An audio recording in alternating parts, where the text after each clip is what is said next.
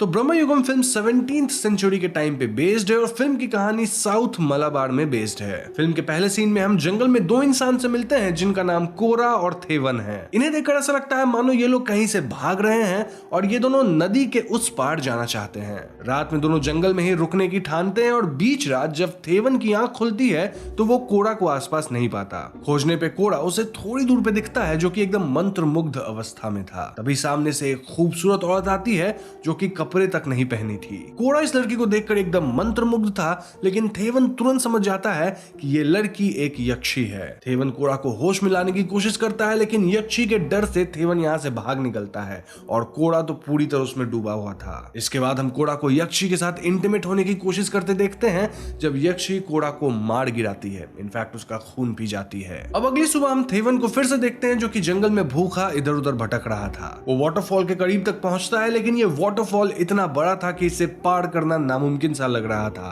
भटकते हुए थेवन एक बड़े से मैंशन तक पहुंचता है जो कि काफी पुराना दिख रहा था। वो मैंशन के अंदर रखा नारियल खाने लगता है जब मैंशन के अंदर रह रहा एक आदमी उसे टोकता है। तभी मैंशन का ओनर भी यहाँ बाहर आता है और वो थेवन से बात करने लगता है। यहाँ हम समझ पाते हैं कि मैंशन के ओनर का नाम कोडुमन पोट्टी था और दूसरा आदमी उसका कुक था। थेवन कहता है कि वो काफी भूखा था इसलिए अंदर भोजन की तलाश में आ गया। पेशे से थेवन एक पानन था, बेसिकली वो लोग जो पुराने जमाने में राजा लोग के लिए दरबार में गाना वगैरह गाया करते थे। पोट्टी थेवन को एक गाना सुनाने कहता है और थेवन गाना गाने लगता है। अब पोट्टी को थेवन की ये गीत बहुत पसंद आती है, इसलिए पोट्टी उसे यहीं रहने की इजाजत दे देता है। इनफैक्ट वो थेवन को खाना भी ऑफर करता है। अब यहाँ पे मैं आपको ये बता दूं कि फिल्म के इस सीन में कास्टिज्म पे बहुत फोकस करा गया है। पोट्टी को एज ब्राह्मण दिखाया गया है, वहीं थेवन एक गाने वाला है जिसे नीच जाति का बताया गया है। डायरेक्टर ने क्लियरली पॉइंट आउट किया है कि कैसे थेवन और यहाँ का कुक अपने आप को निचली जाति का मानते हैं और पोट्टी ऑटोमेटिकली थेवन का काइंड ऑफ मास्टर हो गया है।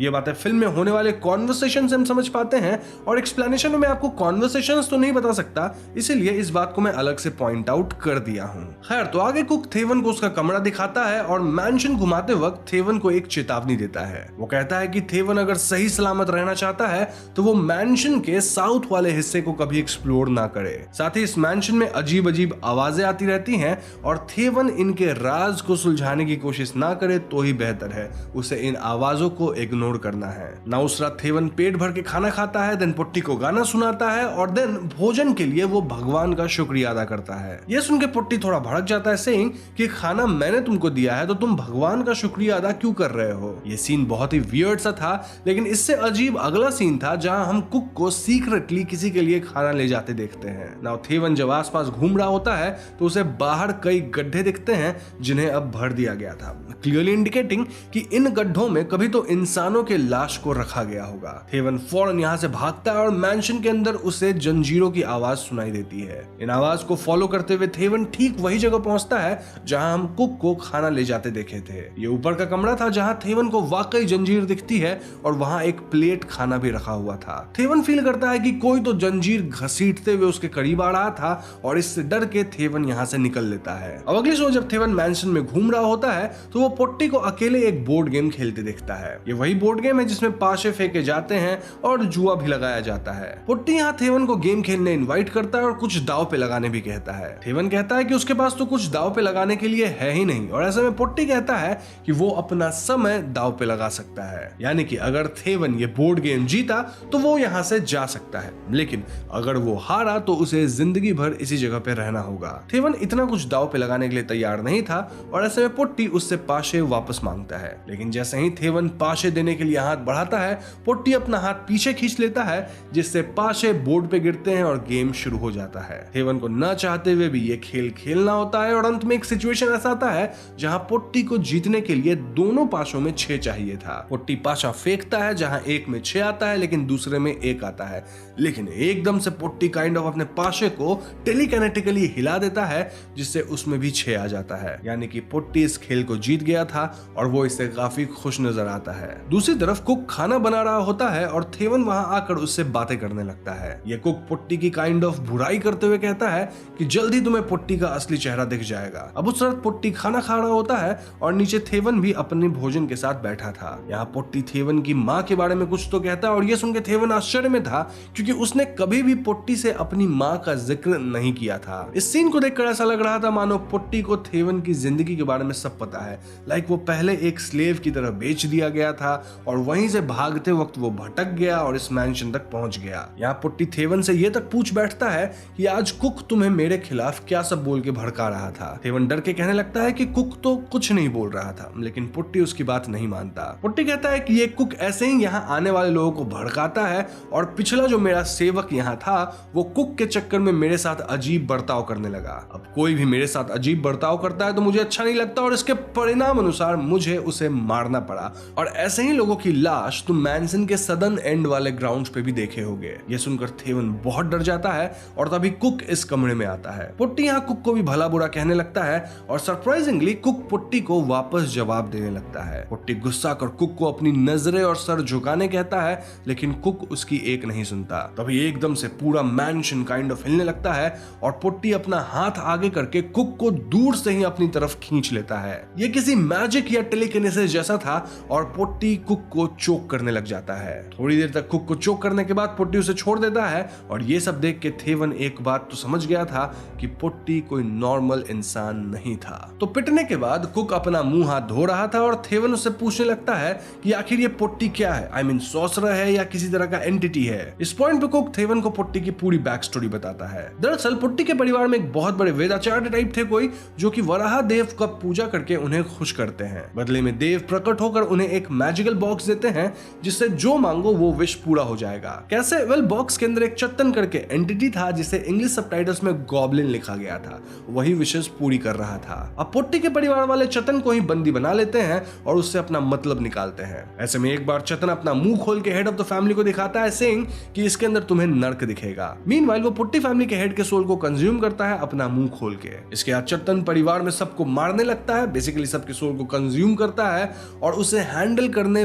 बड़े से बड़े सॉर्सरर्स और विद्वान लोग आते हैं, लेकिन कोई भी चतन को रोक नहीं सका और अंत में आया इस परिवार का एक आदमी जो कि और कोई नहीं बल्कि अपना कोडुमन पुट्टी था। अब हमें बताया तो नहीं जाता कि कोडुमन पुट्टी चतन को हराने में कामयाब हुआ कि नहीं, बस इतना पता चलता है कि तब से पुट्टी खानदान में सिर्फ कोडुमन पुट्टी ही बचा है जो कि इस मैंशन में अकेले रहता है। खैर, उस रात थेवन यक्षी को मैंशन में आते देखता है जो कि पुट्टी के साथ इंटीमेट हो रही थी। खैर, अब अगली सुबह थेवन एकदम डरा हुआ था और वो मैंशन से भाग जाने की सोचता है। वो कुक को भी साथ में भागने कहता है, लेकिन कुक उसकी बात को पूरी तरह इग्नोर करता है। थेवन अपने कमरे में जाकर अपना सामान बांधने लगता है कि तभी पुट्टी वहां आ जाता है। थेवन डरते हुए कहता है कि वो यहाँ से जाना चाहता है और पुट्टी कहता है कि तुम्हें कोई नहीं रोक रहा, तुम जा सकते हो, लेकिन बारिश रुकेगी तब तो जाओगे। अब ये बात थोड़ी अजीब थी क्योंकि इस जगह पे बारिश हो ही नहीं रही थी, लेकिन पुट्टी के ऐसा कहते ही यहाँ एकदम जोरों की बारिश शुरू हो जाती है। पुट्टी ये तक कहता है कि यहाँ एक बार बारिश शुरू हुई तो रुकती नहीं है, एक बार तो लगातार 3 साल तक बारिश हुई थी। अब रात को हम पुट्टी को थेवन पे गुस्सा होते देखते हैं, सेइंग कि वो भी उसके पहले वाले सेवकों की तरह बेवकूफ है। वो अब डरने लगा है और ऐसे में पुट्टी को थेवन बिल्कुल पसंद नहीं आ रहा। अब आप व्यूअर्स तो जानते हैं कि अगर पुट्टी अपने किसी सेवक से नफरत करने लगे तो समझो उसके मरने का समय अब नजदीक है। इस पॉइंट तक थेवन बहुत डर चुका था और ऐसे में कुक उसे सिलो में ले जाके थोड़ा मदिरा देता है। मदिरा पी के थेवन अपने बारे में कुछ बातें बताने लगता है, लाइक कैसे उसकी माँ बहुत मेहनती है, वो उसका इंतजार कर रही होगी, उसका घर एक नदी किनारे है और उसकी माँ मेहनत करके उसके लिए कान की बाली लाई थी जिसे वो पहना रहता है। खैर, इन बातों के बाद जब थेवन सोने जाता है तो उस रात उसे एक डरावना सपना आता है जहां वो अपने कमरे में एक एंटिटी को देखता है। अब अगली सुबह बारिश हो रही थी और थेवन देखता है कि कुक वापस एक गड्ढा खोद रहा था, ठीक उसी जगह जहां पिछले सेवकों के लाश को दफनाया गया था। ये देखकर थेवन सोचता है कि अगली बारी उसकी है और इसीलिए वो बारिश में ही यहाँ से भागता है। अब जैसे ही थेवन मैंशन के द्वार से बाहर निकलता है उसे खून की उल्टियां होने लगती है, जिस वजह से उसे वापस मैंशन आना पड़ता है। अंदर पुट्टी उसका इंतजार कर रहा था और पुट्टी कहने लगता है कि तुम मुझे बिना बताए ही भाग रहे थे, जाना था तो मुझसे इजाजत मांग के जाते, चलो अब एकदम नतमस्तक होकर यहाँ से जाने की इजाजत मुझसे मांगो। थेवन यहाँ पुट्टी के पैर पकड़ के उससे यहाँ से बाहर जाने की गुहार करता है, लेकिन पुट्टी हंसते हुए कहता है कि मैं तुम्हारे अनुरोध को नकारता हूँ। इस सीन को देखकर हम व्यूअर्स क्लियरली समझ पाते हैं कि यहाँ से इंसानों का निकल पाना नामुमकिन है, क्योंकि पुट्टी भागने वाले इंसान को खून की उल्टी करवाने लगता है। खैर इसके बाद थेवन कुक से मिलता है और कुक यहाँ कुछ और राज खोलता है। वो थेवन को ऊपर वाले कमरे में ले जाता है जहाँ जंजीर थी और वहाँ थेवन एक लाश देखता है। ये लाश कोडुमन पोट्टी की थी। जी हाँ दोस्तों, इस पॉइंट पे रिवील होता है कि जब कोडुमन पोट्टी चत्तन से लड़ने गया था तो वो भी चत्तन को हरा नहीं पाया। इसके परिणाम अनुसार चत्तन अब उसका रूप लेके इस मैंशन पे राज करता है और वो असली पोट्टी को यहाँ जंजीरों से बांध कर रखा था। आज असली पोट्टी अपना दम तोड़ दिया था और कुक उसके लाश को ही दफनाने के लिए गड्ढा खोद रहा था। इस पॉइंट पे हम व्यूअर्स भी समझ चुके थे कि इस मैंशन पे चत्तन राज कर रहा है, जो कि एक सुपरनैचुरल एंटिटी है। तभी तो उसके पास सुपरनैचुरल पावर्स हैं, उसे अपने सेवकों के बारे में सब पता रहता है और वो सबकी बात भी काइंड ऑफ सुन लेता है, जो भी लोग मैंशन में बात करते हैं वगैरह वगैरह। कुक बताता है कि इस जगह से बाहर जाने का सिर्फ एक उपाय है और वो उपाय यहाँ के बेसमेंट में है। दरअसल बेसमेंट के अंदर एक लॉक्ड चेंबर है जिसे हम तहखाना कह सकते हैं और उसमें किसी तरह का शाश्वत दिया जल रहा है, यानी कि ऐसा दिया जो कि कभी बुझा ही नहीं है। तो अगर उस दिए को बुझा दिया गया तो पोट्टी यानी चत्तन कमजोर हो जाएगा और हम यहाँ से बाहर निकल पाएंगे। दिक्कत बस ये थी कि वो चेंबर लॉक्ड है और उसकी चाबी कहाँ है ये पोट्टी के अलावा किसी को मालूम नहीं। इनफैक्ट पोट्टी तो इस चेंबर के ऊपर ही मंडराता रहता है, उसकी रक्षा करता है। मोreover कुछ टाइम बाद इस चाबी को हासिल करना भी इम्पॉसिबल होगा क्योंकि इस जगह का प्रभाव ऐसा है कि लोग यहाँ अपनी पुरानी लाइफ भूल जाते हैं। इस बात को प्रूव करने के लिए कुक थेवन से पूछता है कि तुम्हें क्या लगता है, तुम कब से यहाँ हो? थेवन कहता है कि मैं कुछ ही दिन पहले यहाँ आया था। और ऐसे में कुक पूछता है कि तुम कुछ दिन पहले यहाँ आए थे या फिर कुछ महीनों पहले यहाँ आए थे? जी हाँ दोस्तों, थेवन को यहाँ रहते हुए महीनों हो गए थे लेकिन उसे इस बात का एहसास तक नहीं हुआ था। यहाँ कुक थेवन से पूछता है कि क्या तुम्हें अपना नाम तक याद है? एंड टू अ सरप्राइज थेवन अपना ही नाम भूल चुका था। इनफैक्ट उसे अपनी माँ तक का नाम याद नहीं था। इन चीजों को देख थेवन डिसाइड्स कि वो किसी तरह उस चेंबर की चाबी को हासिल करके रहेगा। थेवन सीधा पोट्टी के पास जाता है और उसे कहता है कि आप मेरे साथ एक बार बोर्ड गेम खेलो। पोट्टी कहता है कि अब तुम्हारे पास लगाने के लिए बचा ही क्या है और थेवन कहता है कि मेरे पास चाबी है। अब चाबी सुनते पोट्टी अपने कमर पे हाथ रखता है विच इंडिकेटेड कि पोट्टी चाबी को अपने वेस्टी में कमर के पास बांध के रखता है। यह पता लगते थेवन तुरंत बात बदल के कहता है कि आपके पास मेरी जिंदगी की चाबी है तो वो आजादी की चाबी के लिए मैं खेलना चाहता हूँ। पोट्टी यहाँ थेवन की बातों को धुतकार के चला जाता है और उसके साथ बोर्ड गेम नहीं खेलता। खैर तो कुक और थेवन प्लान करते हैं कि आज रात कुक मस्त खाना बना के पोट्टी को बहुत खिला देगा जिससे पोट्टी सो जाएगा और तब थेवन चाबी चुरा लेगा। कुक खाना बनाने लगता है कि तभी रसोई में पोट्टी आके कुक को चोक करने लगता है।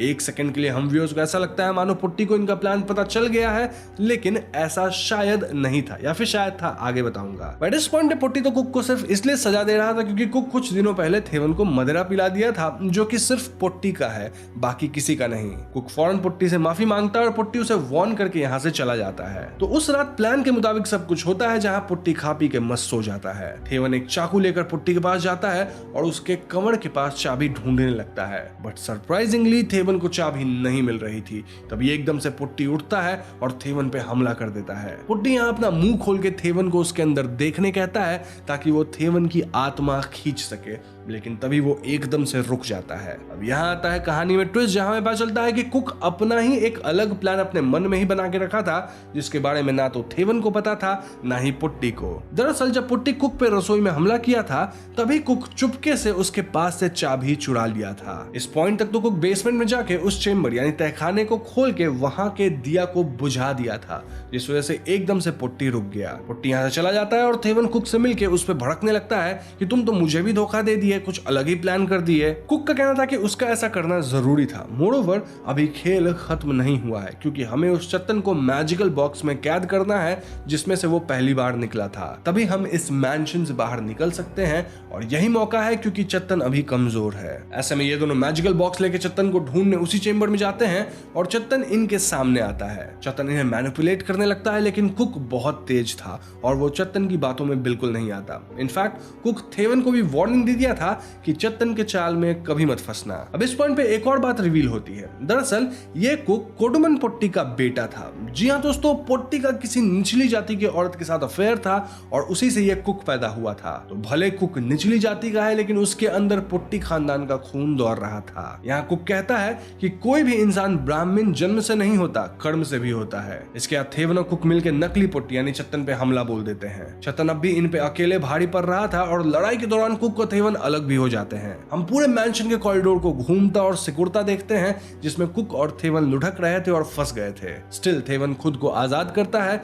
और कुक भी संभल के चत्तन पे हमला करता है। पुट्टी यानी चत्तन यहाँ कुक को अपना बेटा बोल के बेवकूफ बनाने की कोशिश करता है, लेकिन कुक उसकी एक नहीं सुनता। एक पॉइंट पे ये दोनों मिलकर चत्तन को ओवरपावर करते हैं, उसे स्टैब वगैरह करते हैं और कुक उसके हाथ से एक अंगूठी निकाल लेता है। इसके बाद वो पुट्टी के शरीर को आग लगा देता है और ये आग फैल के मैंशन में भी काइंड ऑफ लगने लग जाती है। आग से पुट्टी पूरी तरह जल जाता है और फाइनली हम उसके शरीर से चत्तन को बाहर निकलते देखते हैं। यानी कि दोस्तों हमें चत्तन का असली रूप देखने को पहली बार मिला। चत्तन काफी डरा हुआ था और छुप रहा था और कुक अब अंगूठी पहन के चत्तन का मास्टर बनने का प्लान कर रहा था। थेवन कुक को यह कह के रोकता है कि अगर तुम मास्टर बने तो फिर वही साइकिल रिपीट होगा जहां तुम्हें पावर मिलेगी और तुम कमजोर को प्रताड़ित करोगे। इन द एंड हमेशा कमजोर लोग ही प्रताड़ित होते हैं और इसीलिए तुम इस अंगूठी को मत पहनो।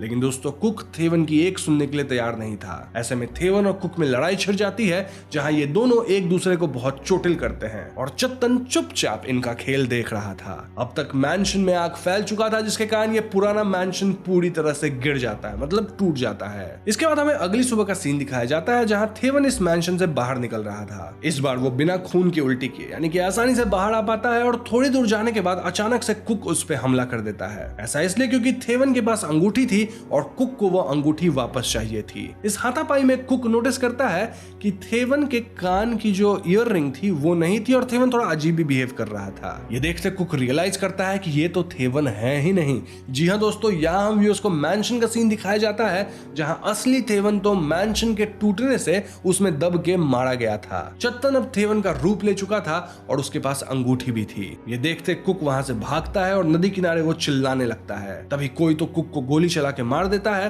और हम ये समझ पाते हैं कि ये काम पोर्तुगीज सोल्जर का था जो कि उस एरिया के आसपास घूम रहे थे। यहाँ नोट करने वाली एक और बात है कि चत्तन मूवी में काफी पहले कुक से कहा था कि तुम्हारी मौत बिजली गिरने से होगी और कुक के लिए गोली बिजली गिरने जैसा था। यानी चत्तन की बात काइंड ऑफ सही हुई। खैर इसके बाद हम थेवन को देखते हैं जो कि अभी असल में चत्तन है और वो अपना हाथ मुंह पानी में धोता है। पानी में से पुट्टी की रिफ्लेक्शन दिखती है डिपिक्टिंग कि वो भी अब पुट्टी जैसा हो गया है। यानी नॉट ओरिजिनल पुट्टी बट चत्तन वाला, क्योंकि चत्तन अब थेवन के रूप में है। थेवन यहाँ वो अंगूठी पहन लेता है यानी कि उसका उस पर कंट्रोल है और फिल्म यहीं पे खत्म हो जाती है। तो दोस्तों ये थी ब्रह्मयुगम फिल्म की कहानी एंड आई नो कि अभी आपके मन में कई सवाल होंगे। डोंट वरी, मैं अब काफी सारी थियरीज डिस्कस करने वाला हूं जिसके दौरान मोस्टली आपको आपके सारे सवालों का जवाब मिल जाएगा।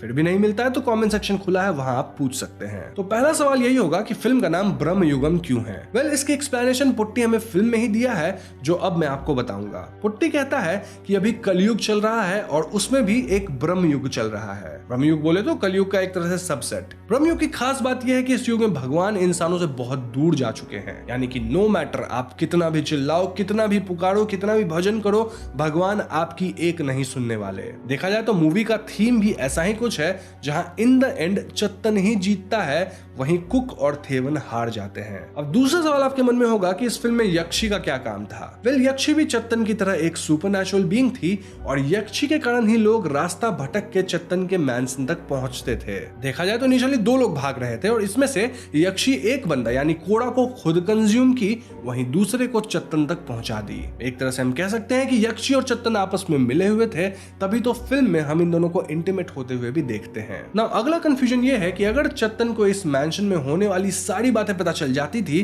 तो वो इन दोनों के प्लान को क्यों नहीं सुन पाया। वेल अगर आप गौर से देखो तो चत्तन इनके प्लान को ऑलरेडी समझ गया था, तभी तो थेवन उसके पास से की चुरा नहीं पाया। इनफैक्ट चत्तन बस सोने का नाटक कर रहा था। वो तो कुक इस प्लान को पहले ही बदल दिया और उसके मन में ये प्लान था, इसलिए चत्तन धोखा खा गया, वरना प्लान तो उसे समझ आ ही गया था। एक और यहाँ सटल डिटेल ये है कि पूरे फिल्म में हमें कुक का नाम कभी बताया ही नहीं गया। This points out two things. First ये कि लोग यहाँ के सब कुछ भूल जाते हैं इंक्लूडिंग देयर नेम, और शायद इसलिए कुक का नाम कभी आया नहीं। बट हाँ यहाँ कॉन्ट्राडिक्टिंग पॉइंट ये हो सकता है कि कुक को अपने फैमिली हिस्ट्री के बारे में तो सब याद था। तो आप जिस भी थियरी में बिलीव करो उसमें कर सकते हो। यहाँ मैं आपको दूसरा पॉइंट बता देता हूँ कि कुक का कैरेक्टर ज्यादा इंपॉर्टेंट था और उसकी सोच, मोटिव्स एंड ऑल दैट, तो वो इंपॉर्टेंट थी, इसलिए उसका नाम बताया ही नहीं गया था कि हम उस पर कभी फोकस करें ही नहीं। ये kind of A clever trick था डायरेक्टर का।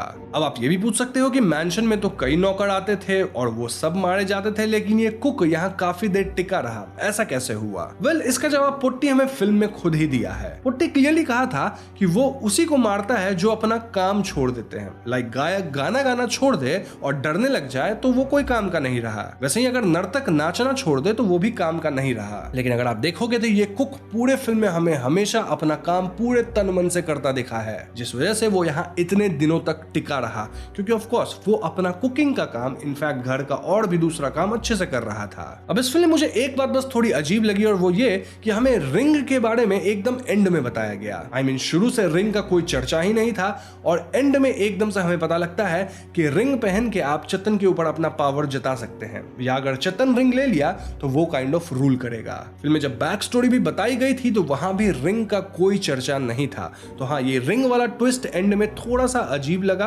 बट स्टिल अच्छा था। वैसे फिल्म का ब्लैक एंड व्हाइट होना कई चीजों को पॉइंट करता है। सबसे पहले तो इस स्कीम में व्यूइंग एक्सपीरियंस फिल्म का और भी बेटर हो गया था। स्पेसिफिकली इस वाले फिल्म का आई मीन माहौल काफी क्रीपी लग रहा था and all that. Moreover black and white scheme 17th century के कहानी को कहीं ना कहीं ज्यादा डेप्थ के साथ डिपिक्ट करती है। अब एक और पॉइंट जो लोग बना रहे हैं वो ये कि फिल्म के लास्ट में पोर्तुगीज सोल्जर का आना एक नए युग के शुरुआत होने की तरफ पॉइंट करता है। आई मीन कलयुग के अंदर ही एक दूसरा युग, लाइक अ सबसेट, जैसा मैंने पहले बताया था। वैसे यहाँ अजीब बात ये थी कि चेतन भी अब उस जगह से आजाद हो गया है। मैं आजाद वर्ड इसलिए यूज कर रहा हूं क्योंकि फिल्म में एक जगह चेतन मेंशन करता है कि वो भी इस जगह से बाहर नहीं जा सकता, लेकिन दिया के बुझने से और जो सब कांड हुआ उस सब से ऐसा लग रहा है कि चेतन भी बाहर जाने के लिए आजाद हो चुका है। अब आगे जाके वो क्या करेगा, किसको अपना गुलाम बनाएगा, किधर रूल करेगा, ये तो हमें नहीं पता। अब एक आखिरी कॉन्सेप्ट टाइम का है। आई मीन इस मैंशन के अंदर टाइम कहीं ना कहीं बेंड हो रहा था, या फिर लोगों को समय का आभास नहीं होता है। थेवन को लग रहा था कि वो केवल कुछ दिनों से यहाँ है, जबकि वो महीनों से इस जगह पे था। फिल्म में डायरेक्टर ने भी इस बात को बहुत क्लेवरली दिखाया है, जहां जब पहली रात थेवन वहां रहा था तो हाफ मून था एंड अगले दिन पूरा फुल मून था। तो हम व्यूअर्स को ऐसा लगता है कि वो एक ही दिन रहा है, लेकिन अगर आप मून को देखो तो ऐसा लग रहा है कि वो काफी दिन रह चुका था। Overall Bramayugam film greed, power और कास्ट के मैटर को लेकर एक बहुत ही अच्छी फिल्म बनाई गई है। यहाँ हमें दिखाया गया है कि एब्सोल्यूट पावर किसी तरह के इंसान को या फिर किसी तरह के डेटी तक को करप्ट कर देता है। चेतन इनिशियली एक नॉर्मल सा सुपरनैचुरल बीइंग था, लेकिन पुट्टी लोग पावर का गलत इस्तेमाल करके चेतन को परेशान किए। ऐसे में चेतन जब पावर में आया तो वो भी अपने से कमजोरों को सताया, और मूवी के एंड में कुक भी इस पावर को हथियाने के लिए तैयार था। पॉइंट ये है कि जहां भी कोई ज्यादा पावरफुल होगा वो अपने से कमजोर को जरूर दबाएगा, और यही दुनिया की सच्चाई है। इसी बात को फिल्म बहुत ही खूबसूरती से डिपिक्ट करती है। साथ ही यहाँ ऊंची जाति और निचली जाति का भी वर्णन कई बार हुआ है, जो कि यूजुअली कॉन्वर्सेशंस के बीच रहता था और उन दोनों के कास्टिज्म वाली बात को दर्शाता है। मूवी के एंड में चेतन के हाथ में ही पावर रह जाती है और शायद वो बाहर जाकर और को अपने अंदर रखेगा, यानी अपने जाल में फंसाएगा। जाल से याद आया, फिल्म मकड़ी पे भी 2-3 बार फोकस किया है डिपिक्टिंग कि कैसे लोग चेतन के जाल में फंस जाते हैं, जैसे मकड़ियां अपने प्रिय को फंसाती है। अब अगर आप वीडियो में यहां तक बने हैं तो मैं आपको थोड़ी फोकलोर भी बता देता हूं। तो सबसे पहले बात करते हैं यक्षी की। कहा जाता है कि यक्षी, जिसका रियल नेम श्रीदेवी या चिरुथेवी था, वो एक कोर्टसन थी जिसके कई हाई और माइटी क्लाइंट्स थे। वो अपने आशिकों की जिंदगी के साथ खेलती थी और इस हद तक जाती थी कि कई लोग उसके चक्कर में आर्थिक रूप से बर्बाद हो गए। लेकिन वो भी एक कुंजू रमन नामक इंसान के प्यार में गिरी, जो कि उसका पालकी उठाता था। अब कुंजू रमन शादीशुदा था और वो चिरुथेवी को नकार दिया। ऐसे में चिरुथेवी कुंजू रमन की बीवी को मारने का सोचने लगी और ये बात कुंजू रमन को पता लग गई। इसलिए कुंजू रमन एक रात चिरुथेवी के साथ सोने का नाटक करके उसे मार देता है, जिसके बाद वो रिबॉर्न हुई एज यक्षी। जन्म के बाद ही वो एकदम से एक ब्यूटीफुल वुमेन में ट्रांसफॉर्म हुई और तब से वो जंगलों में मर्दों का रास्ता भटका देती थी या फिर उन्हें अपना शिकार बना के उनका खून पी जाती थी। वैसे मैं आपको बता दूं कि यक्षी कुंजू रमन को ही परेशान करने लगी थी और ऐसे में उसकी वाइफ कुछ तो डील की यक्षी के साथ। अब इस डील को लेकर हर जगह अलग अलग बातें कही जाती है, तो मैं इस पे एकदम क्लियर नहीं हूं, लेकिन यहाँ कुछ टेम्पल बनाने की बात हुई थी और वो कुंजू रमन के साथ 1 साल के लिए कोहैबिट कर सकती थी। तो ऐसा कुछ फोकलोर है यक्षी का, और अगर यहाँ मुझसे कोई मिस्टेक हुई हो तो मुझे माफ कीजिएगा, क्योंकि मैंने आपको वही बताया है जो मैं इंटरनेट पे खोज पाया। इनिशियली मुझे इस टॉपिक की नॉलेज नहीं थी। मूविंग टू चेतन, वेल उन्हें कुट्टी चेतन भी कहा जाता है, जो कि एक भगवान नहीं बल्कि आप डेटी कह सकते हैं। चेतन को एक बॉय की तरह बताया गया है जो कि मिस्चीवियस है और करप्ट भी है। चेतन किसी का भी भेष ले सकते हैं और इन जनरल चेतन किसी को भी नुकसान नहीं पहुंचाते हैं, लेकिन अगर उनको प्रताड़ित किया गया तो वो उससे कभी नहीं भूलते और उसका बदला जरूर लेते हैं। फिल्म में भी हमें कुछ ऐसा ही दिखाया गया है, जहां इनिशियली उसको पुट्टी लोग परेशान किए, जिसके बाद ही चेतन इस इस तरह से बन गया। now, फिल्म में यही बताया गया है कि चेतन को मारा नहीं जा सकता। I mean, या तो वो रूल करेगा या फिर कोई और उन पे रूल करेगा। तभी कुक चेतन को मैजिकल बॉक्स में बंद करना चाहता था, मारना नहीं चाहता था, क्योंकि मर तो हो सकता ही नहीं। कई फोकलोर्स में ऐसी कहानी है जहां लोग चेतन से अपनी बिडिंग करवाते हैं और ब्रह्मयुगम की कहानी भी उसी से इंस्पायर्ड है। ऑल्दो ब्रह्मयुगम की कहानी काफी डार्क और डीप जाती है, जबकि चेतन का डिपिक्शन इन जनरल थोड़ा लाइट हार्टेड रहता है। जो भी हो, यहाँ मैंने आपको पूरे फिल्म की कहानी बता दी है, देन इससे जुड़ी कुछ थियरीज बताई है। आपके कुछ सवाल हो तो उसको भी मैंने आंसर कर दिया है। स्टिल कुछ सवाल बचा है तो कमेंट सेक्शन खुला है, वहां पूछ सकते हैं। इन सब के अलावा मैंने फोकलोर पे भी थोड़ा सा बात कर लिया है, तो मुझे लगता है कि मैंने सब कुछ इस फिल्म को लेकर कवर कर दिया है। स्टिल अगर मुझसे कुछ मिस हुआ हो तो आप मुझे जरूर बताइएगा, उसे पॉइंट आउट कीजिए। वीडियो पसंद आई हो तो इसे लाइक और शेयर करें, साथ ही चैनल पर नए हैं तो मैं सब्सक्राइब भी जरूर कीजिएगा, क्योंकि हम अपने चैनल पर ऐसे वीडियोस लाते रहते हैं। पीस।